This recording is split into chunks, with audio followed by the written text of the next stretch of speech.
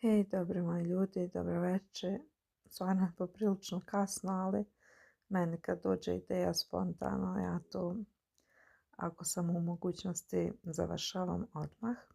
Jer, vjerujte, bolje je završeno nego savršeno.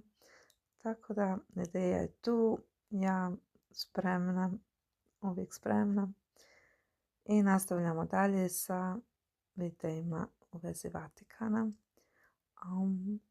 Ovaj dan, mislim da je ovo naš 3. dan u Rimu i po prvi put u Vatikanu, tako da uživali smo. Mnogi videe ste već imali priliku da vidite, ove shorts videe, i bit će ih naravno još. A o nekim detaljnim informacijama u vezi Vatikana i Rima možete naći na mom Instagram profilu Mirela ovdje. I saznat šta se dešavalo, nađite highlights Vatikan i Rim i bit ćete upućeni u konkretne informacije.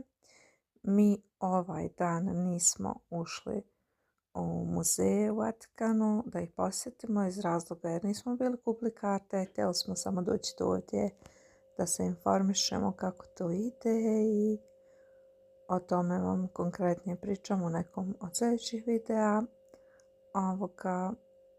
Ja sam onako gledajući uvijek videa iz Vatikana mislila da je ovdje negdje taj ulaz, međutim nije. Ulaz u muzej je skroz okolo, skroz sa druge strane, tako da vidjet ćete sve u nekom od narednih videa. Pozdrav!